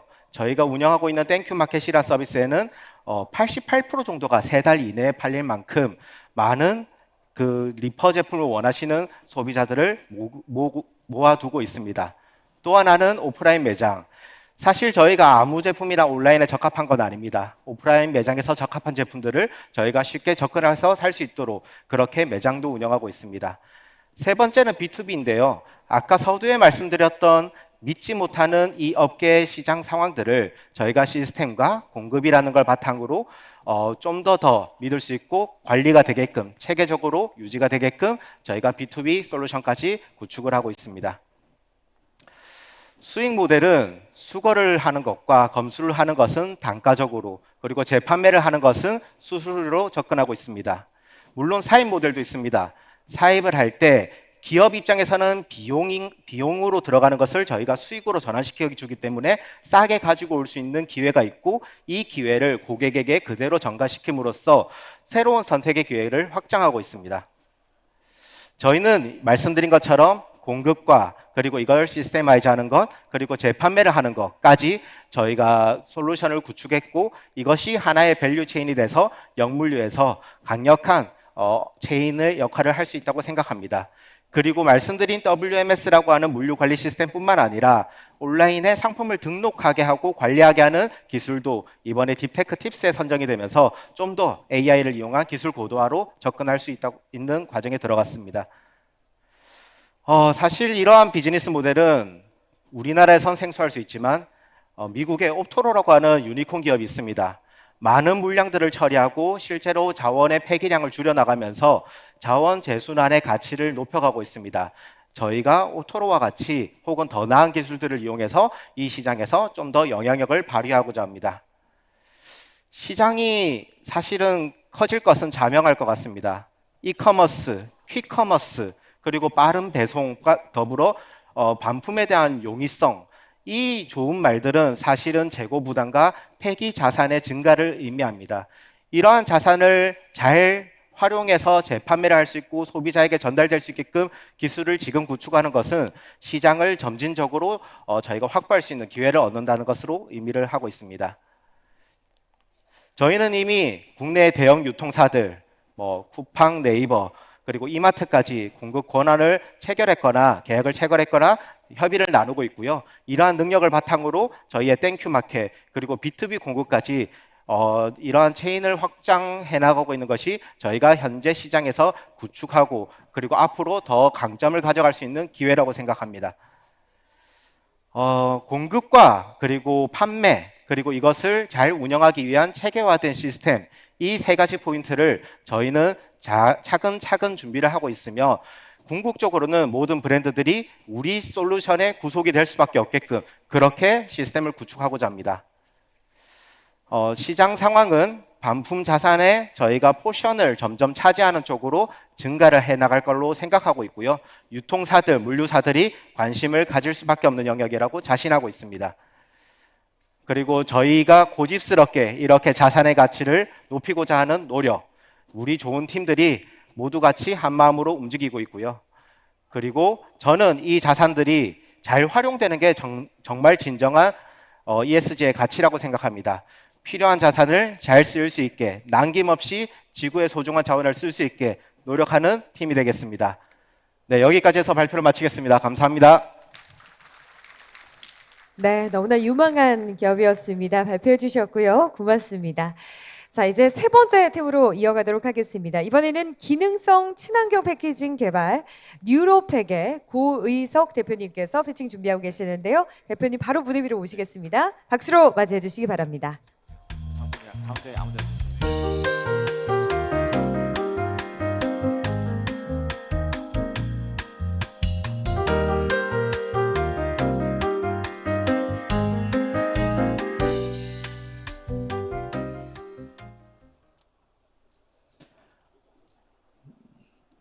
네, 안녕하십니까. 기능성 친환경 포장재 개발업체 뉴로팩 대표 고희석입니다. 그럼 지금부터 IR 발표를 시작하도록 하겠습니다. 최근 1인 가구의 지속적인 증가와 그리고 코로나19에 의해서 온라인 식품 시장 규모가 점차 증가하고 있는 것을 확인할 수가 있습니다. 특히 이는 신선식품뿐만 아니라 밀키트, HMR과 같은 가정 간편식에서 온라인 식품 시장 규모가 점차 증가하는 것을 확인할 수가 있었습니다. 따라서 이렇게 신선식품뿐만 아니라 포장재에 대한 관심도 점차 증가하고 있는 것을 확인할 수가 있었습니다. 포장재 같은 경우에는 신선식품의 선도를 유지시키는 그러한 포장재뿐만 아니라 친환경 인증과 친환경과 관련된 천연 소재에 대한 관심도 점차 높아지고 있습니다. 식품 폐기물 발생량도 신선식품의 유통기한이 짧음에 따라 필연적으로 증가할 수밖에 없습니다. 식품 수질 또한 식품 폐기뿐만 아니라 탄소가스 배출이라든지 이와 같은 환경 문제 또한 추가적으로 문제가 발생하고 있습니다. 환경 문제에 대한 관심도 점차 높아지고 있는데요. 대표적으로 코로나19 이후로 플라스틱 폐기물이 많이 발생하게 되었고 온실가스 배출과 관련된 그러한 소비자의 관심도 점차 높아지고 있습니다. 뿐만 아니라 식품 폐기와 더불어서 플라스틱 저감과 같은 친환경 산업이 점차 성장할 것으로 보이는 이유입니다. 따라서 저희 뉴로팩에서는 천연 원료를 기반으로 한 소비자의 수요에 맞춘 다양한 제품을 개발하고 있습니다. 대표적으로 천연 추출물을 기반으로 해서 유통기한을 늘릴 수 있는 기능성 포장재와 천연 추출물을 적용한 후에 남은 부산물을 적용하는 친환경 포장재 및 천연 물질을 활용한 생분해성 포장재 등이 여기에 속합니다. 기능성 포장재 같은 경우에는 항균 기능성과 방단 기능성, 그리고 흡착 기능성 등을 부여하고 있으며 그 외에도 친환경 포장재 같은 경우에는 부산물을 활용한 펄프 용기라든지 혹은 생분해성 포장재, 그리고 종이 재질을 활용한 알루미늄을 대체 가능한 그런 포장재 등이 여기에 속합니다. 기능성 포장재에 대해서 조금 더 설명을 드리자면은 기능성 포장재 같은 경우에는 저희 뉴로팩에서는 연잎이라든지 혹은 은행잎 등을 활용해서 이러한 추출물을 기반으로 한 항균 코팅 물질을 활용하고 있습니다. 이를 통해서 미생물의 성장을 저해하는 그러한 기능성을 부여하고 있고 방단 기능성을 통해서 저희 특히 뉴로팩에서는 폴리글리세린 지방산 에스테레와 같은 그런 물질 등을 활용함으로써 방단 기능을 적용해서 수분이 고이지 않도록 수분에 의한 문제가 발생하지 않도록 적용하고 있습니다. 그 외에도 육고기와 같은 제품에서 핏물을 흡착한다든지 혹은 그 농산품 등에서 발생하는 에틸렌 가스라든지 혹은 그 호흡할 때 발생하는 이러한 가스들을 흡착함으로써 유통기한을 최대 50% 이상 증진시키고 있습니다. 또한 친환경 포장재 같은 경우에는 종이 재질을 기반으로 해서 베리어 페이퍼를 활용한 알루미늄 대체 포장재를 적용하고 있습니다. 대표적으로 저희 뉴로팩에서는 튜브 용기와 그리고 파우치 제품 등을 여기에 적용하고 있으며 가장 큰 특징 중에 하나는 알루미늄과 유사한 그러한 투과도를 가지고 있다는 것입니다. 이러한 고차단성 포장재를 기반으로 해서 알루미늄을 대체했기 때문에 이 포장재 같은 경우에는 전자레인지 사용까지 가능하다는 그런 추가적인 기능성을 부여하고 있습니다. 뿐만 아니라 그 친환경 포장재 중에서 저희 뉴로팩에서는 굴폐각과 그리고 불가사리 탄산칼슘 등을 활용해서 친환경 멀칭 필름에 적용하고 있습니다. 이 제품 같은 경우에는 그 물리적인 강성이 증가할 뿐만 아니라 생분해 되어지면서 비료 역할까지 할 수 있다는 그런 장점을 가지고 있습니다. 따라서 저희 뉴로팩에서는 국산 원료를 그리고 국산 기술로 가격 경쟁력을 극대화시키고 있습니다. 특히 천연 추출물을 비롯해서 고객 입장에서 원하는 수요 맞춤형으로 포장재를 개발할 수 있기 때문에 이에 해당하는 그런 비즈니스 모델과 그리고 천연 물질 추출과 OEM 등을 통해서 비즈니스 모델을 구축하고 있습니다.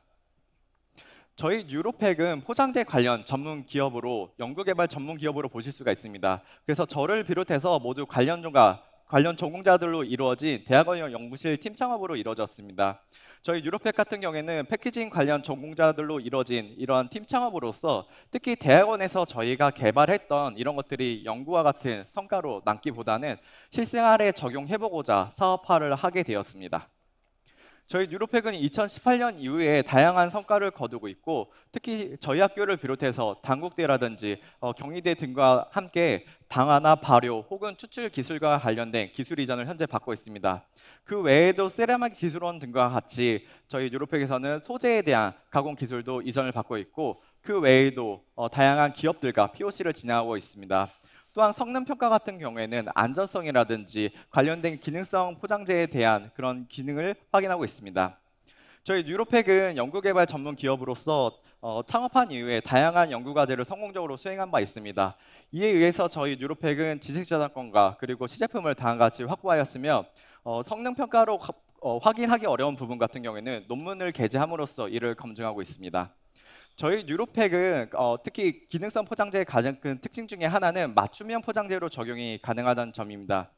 따라서 이를 통해서 공급 업체 같은 경우에는 해당 설비를, 포장 설비를 바꾸지 않고 장비를 바꾸지 않고 저희 제품을 사용할 수 있다는 게 장점이며 특히 저희 포장재를 사용함으로써 늘어낸 유동한 유통기한을 활용해서 재고라든지 이를 효율적으로 활용함으로써 매출도 추가적으로 상승시킬 수 있다는 그런 장점이 있습니다. 또한 친환경 포장재 같은 경우에는 생분해가 가능하게 하거나 혹은 재활용이 가능하게 함으로써 소비자의 수요와 가격 경쟁력 또한 지속적으로 증가할 것으로 보고 있습니다.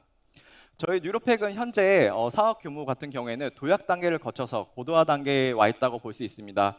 다양한 오픈 이노베이션을 통해서 다양한 신선식품 업체라든지 혹은 화장품 업체들과 함께 POC를 진행하고 있습니다. 또한 해외 진출을 위해서 중국 법인 설립이라든지 혹은 대만이나 베트남과 같은 동남아 국가에서 MOU 체결 등을 통해서 수출을 위해서 현재 많이 노력하고 있습니다. 마지막으로 저희 뉴로팩은 지난해 약 10억 원 정도를 시드 투자를 성공적으로 마쳤고 이번 해에 프리 시리즈 A 투자를 현재 유치하고 있습니다. 이상으로 발표를 마치도록 하겠습니다. 감사합니다. 네, 너무나 귀가 솔깃해지는 그런 기술이었습니다. 기능성 친환경 포장재 기술과 상품을 소개해 주셨네요. 뉴로팩이었습니다. 네 번째 팀을 소개하겠습니다. 국내 최초 장애 전문 엔터테인먼트사 파라스타 엔터테인먼트의 피칭이 준비되어 있죠. 차혜리 대표님 바로 무대 위로 모시겠습니다. 박수로 맞이해 주십시오.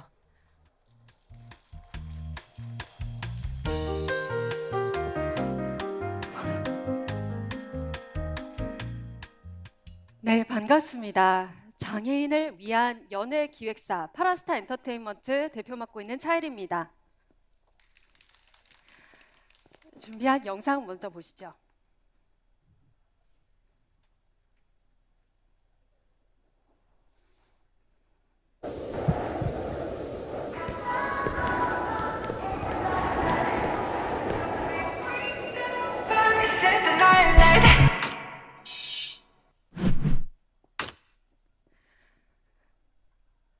네, 전원 다 청각장애를 가지고 있는 친구들입니다. 그래서 음성 대신에 수어로 노래를 부르는 아이돌 그룹인데요. 세계 최초의 청각장애인 아이돌, 저희가 하고 있는 프로젝트 중에 하나입니다. 저희는 다음과 같이 장애인의 스타를 육성하고 장애인이 등장하는 콘텐츠와 이벤트를 제작을 하고 있습니다. 먼저 시장을 소개를 해드리고 싶습니다. 장애뿐만 아니라 시니어, 다문화, 그리고 퀴어처럼 다양성을 미디어에서도 반영해야 된다는 목소리가 크게 나오고 있는데요. 그래서 글로벌 시장에서도 장애 방송인과 콘텐츠에 대한 수요가 폭증하고 있습니다. 넷플릭스를 보면은 영화 주인공 중에서 장애 캐릭터의 비중이 무려 15%까지 뛰어 올랐고 장애 콘텐츠의 제작 비율도 이제 13%를 넘어섰습니다. 이에 따라서 장애 방송에 대한 시장과 장애 콘텐츠에 대한 시장이 크게 형성이 되어 있는데요. 문제는 아직까지 여기에서 플레이할 수 있는 플레이어들이 적다는 것입니다. 트로이 쿠처, 피터 딩클리지 이런 분들 잘 아시겠지만 아직까지도 장애 방송인의 수는 극소수고 많이 부족한 상황입니다.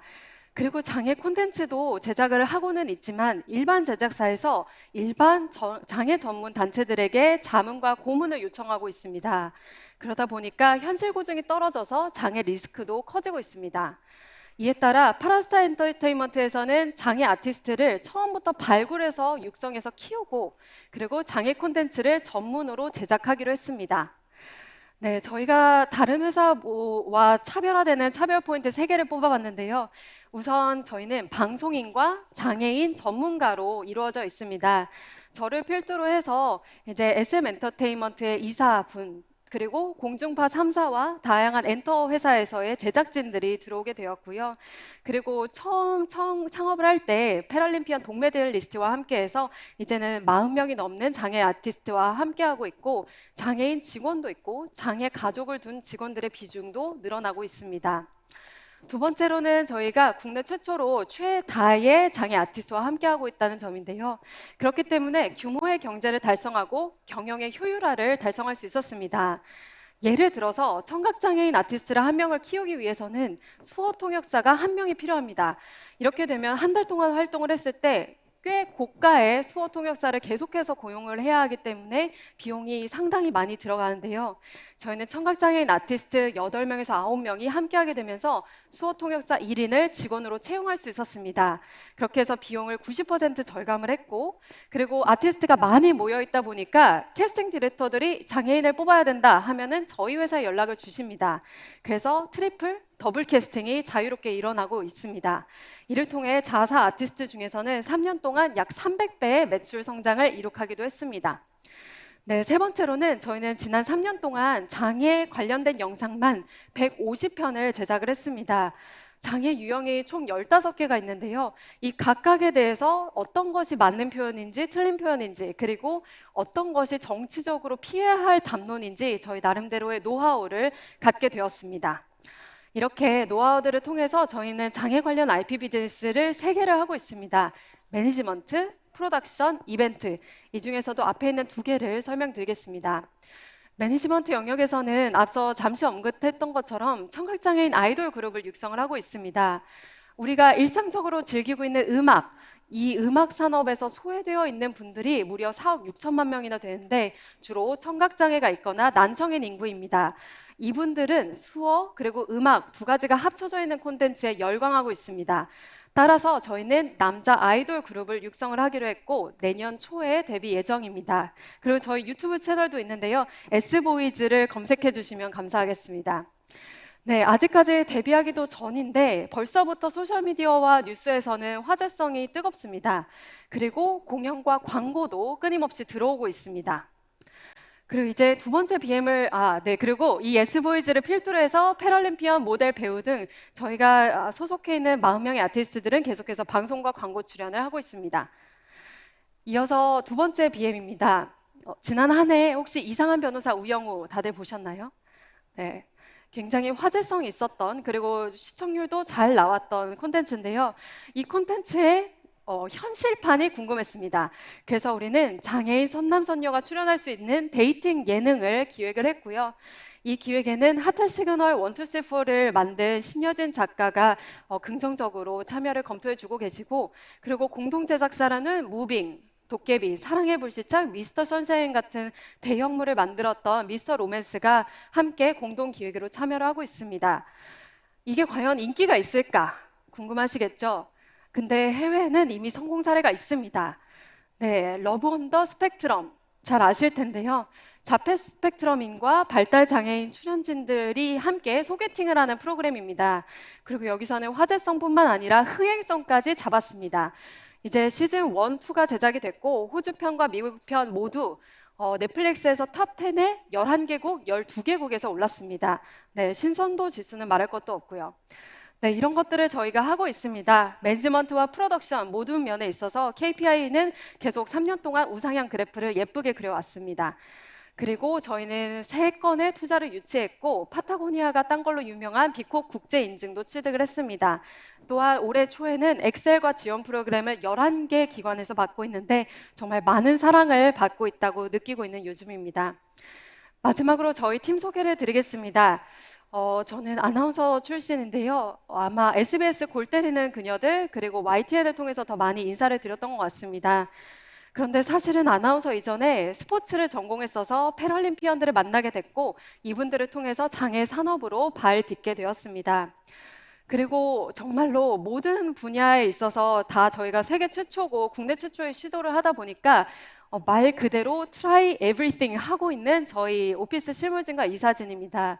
SM 엔터테인먼트, 카카오 엔터, 그리고 샌드박스 등등 엔터와 영화계, 특수체육계 최고의 전문가들이 선한 영향력을 끼치겠다는 그런 목표 하나로 저희 회사에서 피땀을 흘리고 있습니다. 눈물은 안 흘립니다. 네. 네, 전 세계에서 장애 인구가 몇 %인지 알고 계십니까? 한 1%? 2%? 이렇게 생각하셨을 텐데 사실은 무려 15%나 됩니다. 이 큰 인구를 저희가 포용해서 이들을 대표할 수 있는 장애 브랜드가 되고 싶습니다. 그리고 더 나아가서 장애인과 비장애인을 연결해주는 그런 연결고리를 하는 글로벌 장애 브랜드로 거듭나겠습니다. 파라스타 엔터테인먼트였습니다. 고맙습니다. 네. 멋집니다. 장애와 비장애를 경계를 넘는 이 글로벌 기업을 꿈꾸는 파라스타 엔터테인먼트 차이리 대표님의 발표 잘 들었습니다. 자, 여러분 SK텔레콤 ESG 코리아와 ESG 분야의 불합리한 문제를 해결하고 또 새로운 가치를 만들어가고 있는 스타트업들을 만나보고 계시는데요. 저희가 오늘 총 6개 스타트업을 소개해드립니다. 이제 두 개의 팀이 남아있는데요. 다음 팀은 인공지능 스마트워치 기반 개인 맞춤형 복약관리 솔루션 인핸드 플러스의 이휘원 대표님이 준비를 하고 계시죠. 대표님 무대 위로 바로 모셔볼게요. 박수로 맞이해 주십시오.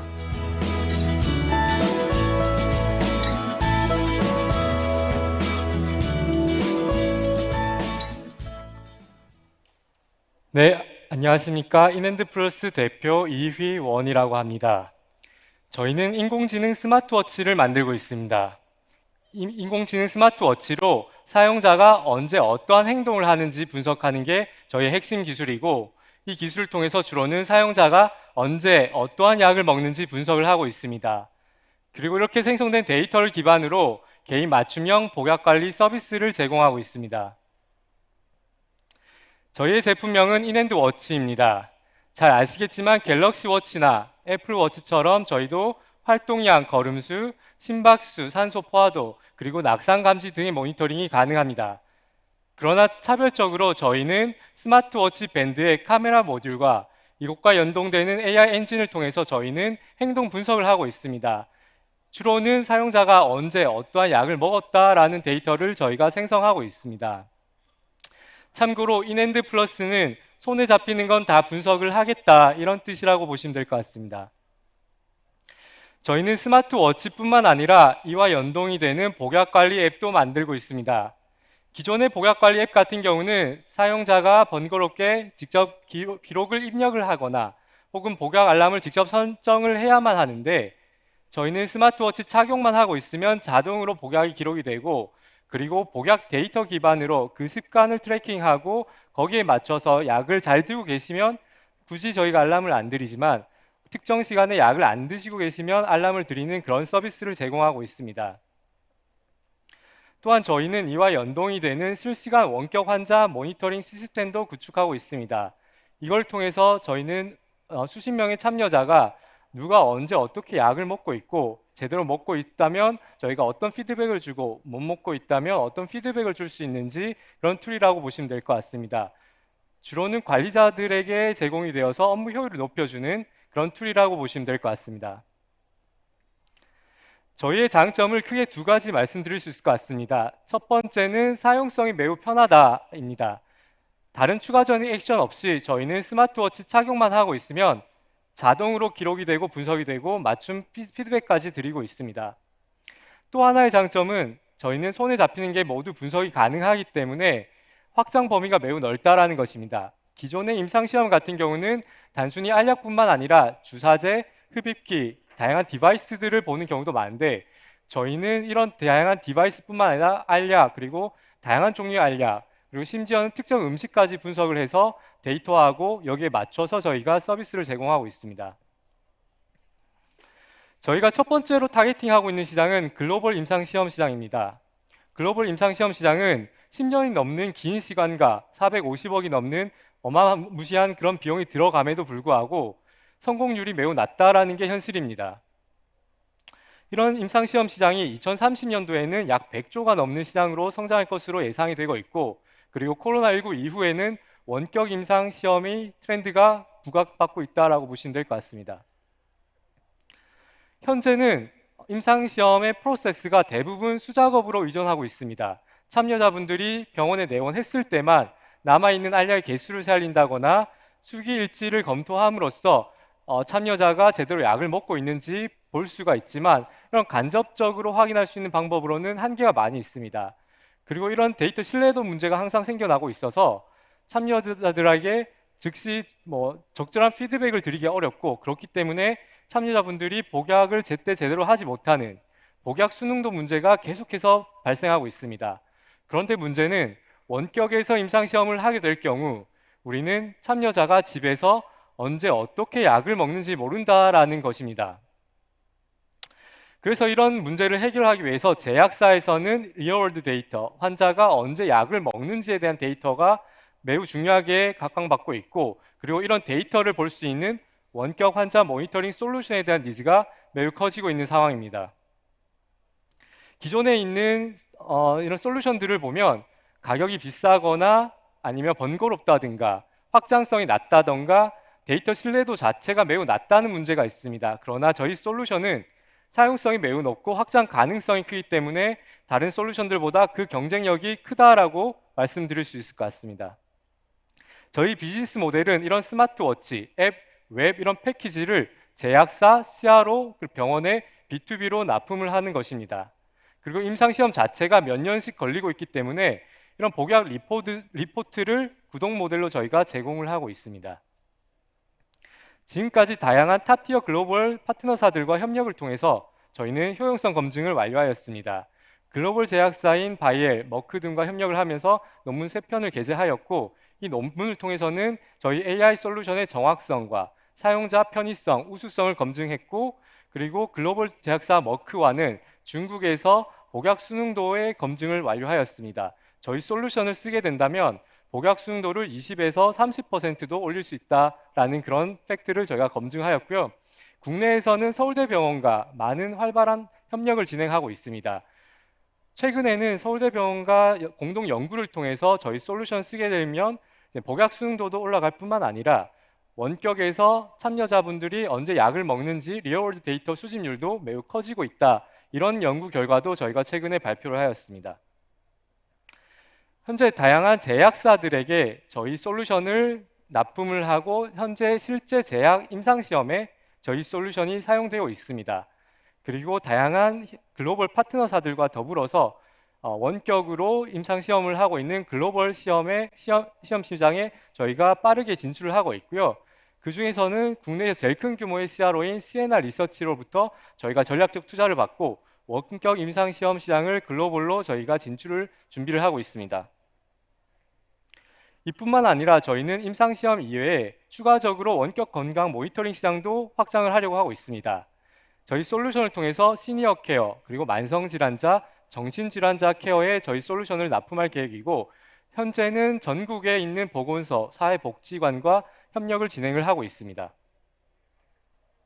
2019년에 창업한 이후에 저희는 시드, 프리A, 시리즈 A 투자를 최근에 완료를 하였고, 이 투자금을 바탕으로 현재는 임상시험에 집중을 하고 있습니다. 그러나 추후에 앞서 말씀드렸던 원격 환자 모니터링 시장, 그리고 더 나아가서는 디지털 치료제 시장에 저희가 적극적으로 진출을 하고자 준비를 하고 있습니다. 저는 포스텍에서 드러그 딜리버리 시스템으로 박사학위를 받고 삼성바이오 에피스 제약 산업에서 전문성을 갖추었습니다. 현장에서 복약 관리에 대한 니즈와 문제점을 체감을 하고 2019년에 창업을 했다라고 보시면 될 것 같고요. 저희 팀 멤버는 삼성전자, 포스텍, 서울대, 텔레시스 등 우수한 멤버들로 구성되어 있습니다. 또한 저희 기술에 대해서 50건 넘는 특허 포트폴리오를 구축하고 있어서 기술에 대한 우수성을 저희가 보유하고 있다라고 말씀드릴 수 있을 것 같습니다. 저희는 저희 솔루션을 통해서 손목 위의 주치의를 만들어 나가고 있습니다. 경청해 주셔서 감사합니다. 네, 손목 위의 주치의, 손에 잡히는 무엇이든 분석을 하겠다라는 포부를 밝혀주셨죠. 인핸드 플러스의 피칭을 함께 하셨습니다. 이제 마지막 6번째 팀을 소개해드릴 시간인데요. 건물 냉난방 전력 에너지를 AIoT로 관리하는 CDN의 순서가 되겠습니다. 최현웅 대표님 바로 무대 위로 모셔볼게요. 박수로 환영해 주십시오.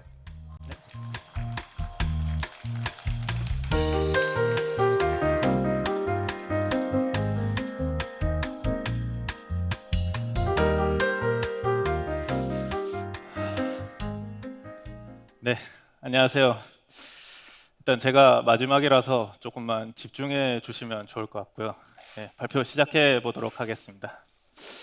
네, 안녕하세요. 저희는 건물 관리 플랫폼을 만들고 있는 팀 CDN이라고 하고요. 그 첫 번째 서비스로 리프 스마트 냉난방을 서비스하고 있습니다. 여러분들은 평소에 냉난방기를 제어할 때 어떻게 제어를 하시나요? 네, 한번 머릿속으로 생각을 해보시면 대부분 다 경험이나 아니면 그냥 무의식적으로 이렇게 많이들 제어를 하고 하시는데, 저희가 잘 모르게 이런 감으로 하는 제어에 의해서 60%의 에너지나 낭비가 되고 있다는 사실을 다들 잘 모르실 겁니다. 그래서 저희는 사람이 생활하는 곳이 건물이고 건물에서 대부분 에너지가 발생한다고 확인을 한 뒤 그 안에서 냉난방 에너지가 가장 크게 발생한다고 저희는 생각을 하고 있습니다. 그래서 이 제어로 인한 낭비를 저희가 좀 추산을 해봤을 때 연간 국내에서만 소나무 한 6억 그루 정도가 이제 훼손되는 양으로 추산되고 있습니다. 국내외적으로도 에너지 이슈나 환경, 그리고 뭐 ESG 경영, 기후위기, 기업의 재무적인 가치까지 굉장히 신시장이 화두에 오르고 있는 상황인데요. 국내에서도 아마 많이들 올해 체감을 하셨을 거라고 생각을 합니다. 여름이나 겨울에 아마 전기요금이 많이 오르셨겠죠. 저희 집도 많이 올랐습니다. 그래서 조금 더 서비스에 진정성도 생기고, 그래서 좀 들여다보니까 이제 OECD 국가에 저희가 이제 지금 사용하고 있는 전기요금 수준은 한 20%에서 한 30% 정도라고 생각해 주시면 될 것 같습니다. 아직 오를 일이 많이 남아 있다는 거죠.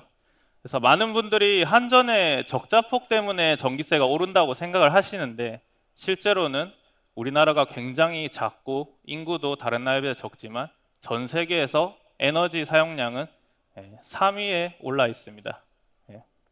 그래서 벌써부터 많은 고객분들이 저희를 찾아주고 계십니다. 무인 매장, 프랜차이즈, 오피스, 공유 오피스, 주거 시설까지 냉난방기가 설치되어 있는 데는 이제 다들 연락을 주신다고 생각해 주시면 될 것 같습니다. 그래서 이 고객분들이 저희한테 기대하는 바가 있을 거라고 저희는 생각을 하는데 크게 저희는 4가지라고 생각을 하고 있습니다. 그 4가지가 이제 ESG 경영을 통한 어떤 브랜딩 아니면 운영비 절감, 에너지를 줄이고 싶으신 거죠. 그리고 관리의 편의성, 그리고 공간의 쾌적성까지 함께 가지고 가고 싶다는 게 고객분들의 니즈입니다. 그래서 이 모든 걸 가능하게끔 하는 저희 리프를 소개해 드리려고 합니다. 저희 리프는 이제 스스로 공간을 학습하고 분석하고 예측을 해서 이제 사용자로 하여금 자동 관리의 편의성을 제공을 하고 있고요. 그리고 공간의 쾌적성, 그리고 마지막 에너지 효율성까지도 저희가 전달드리고 있습니다.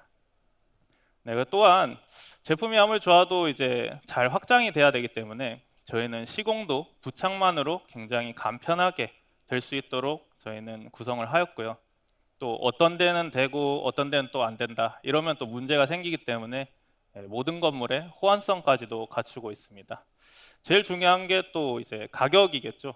가격 측면에서 건물에 설치를 했는데 이제 비싸다 이러면 이제 싫어하십니다. 그래서 가격 경쟁력도 굉장히 잘 갖췄다라고 생각해 주시면 될 것 같습니다. 저희는 에너지 회사이기 때문에 기술 레퍼런스가 굉장히 중요하고요. 이제 다수의 대형 레퍼런스들을 확보하고 있고 대표 사례로 글로벌 의류 스파 브랜드인 H사를 예를 저희가 가지고 와봤습니다. 약 13개월 동안의 기술 검증이 이루어졌고요. 지금 보시는 데이터는 8개월 정도의 데이터를 취합했을 때 한 800만 원 정도의 절감액을 저희가 가지고 왔었습니다. 연간 데이터를 확인하셔도 눈에 띄게 절감이 되신 거를 확인을 하실 수가 있을 겁니다. 그래서 벌써부터 좀 발빠르게 움직이고 계신 대기업군이라든지 아니면 대형 투자사들 그리고 글로벌 브랜드들은 이미 저희와 함께 동행을 하고 있는 상황입니다. 저희 CDN 팀은 일단 건물 관리 에너지 전문 팀으로 구성이 되어 있고요. 기본적으로 이제 AI나 IoT, 빅데이터 쪽으로 전문화가 되어 있습니다.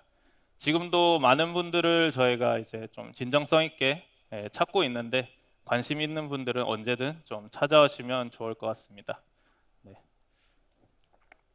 네, 일단 아직까지 에너지나 기후 위기 그리고 이런 ESG 경영에 대해서 고민하시는 분도 계시고 걱정하시는 분도 많을 거라고 저희는 생각을 하고 있습니다. 근데 그 고민과 걱정의 기저에는 저희 팀에서 생각했을 때 에너지 인식에 대한 변화가 필요하다고 저희는 생각을 하고 있습니다. 그 변화를 만들기 위해서 저희 팀은 약 8년 동안 지금 진정성 있게 달려오고 있고요. 그 변화의 주체가 저희는 CDN이라고 생각을 하고 있습니다. 그래서 앞으로 저희 CDN은 조금 더 열정적이고 치열하게 인식 변화를 만들기 위해서 노력하는 팀이 되도록 하겠습니다. 감사합니다. 네, 더욱더 열정적이고 치열하게 고민하는 팀이 되겠다라는 포부를 밝혀주셨네요. CDN이었습니다. 자, 여러분 ESG 코리아 스타트업 데모데이 SK텔레콤이 준비한 세션이었습니다. ESG 스타트업 업계의 생생한 이야기를 만나볼 수가 있었는데요. 이렇게 ESG의 새로운 가치를 만들기 위해서 끊임없이 도전하고 계시는 6개 팀 스타트업 대표님들 여러분 많이 지켜봐 주시고 응원해 주시기 바랍니다. 이 대표님들이 더욱더 크게 성장하고 발전할 수 있었으면 좋겠습니다. 저희 SK텔레콤도 스타트업의 성장과 발전을 위해서 계속 노력하고 또 지원을 아끼지 않을 것임을 여러분 여러분께 약속드립니다. 이렇게 마무리할 시간이 되었는데요. 오늘 긴 시간 자리를 해주신 여러 대표님들, 관계자분들께 감사 말씀을 드립니다. 스타트업은 우리 사회의 새로운 성장 동력을 만들고 혁신적인 방식으로 사회 문제를 해결하고 있습니다. SK텔레콤은 지난 10년 동안 그렇게 해왔던 것처럼 앞으로도 스타트업과의 협력을 강화하고 또 신뢰를 쌓으며 지속 가능한 성장을 함께 만들어 가도록 하겠습니다. 앞으로도 ESG 스타트업을 위해서 진심을 다해 계속해서 노력하도록 하겠습니다. 네, 여러분 데모데이 함께 하시면서 저희가 준비한 도시락도 맛있게 드신 것 같았는데요. 어떠셨습니까? 다 드신 간식 박스는요, 나가시는 길에 저희 스텝에게 전달해 주시면 감사하겠습니다. 오늘 준비한 이 도시락은 건강 상태별 1:1 맞춤식 구독 서비스 스타트업이죠. 입마풀에서 준비를 했습니다. 저염식 도시락으로 여러분의 건강까지 챙긴 도시락이었는데요. 입마풀 부스 이곳에 있습니다. 여러분 꼭 한번 방문해 주시고요. 다회용 용기 렌탈 세척 스타트업 서큘러랩스의 다회용 용기에 담아드렸는데요. 이 스타트업도 여러분 꼭 관심 있게 지켜봐 주시기 바랍니다. 여러분 고맙습니다. 잠시 후 2시 개막식에서 뵙겠습니다. 고맙습니다.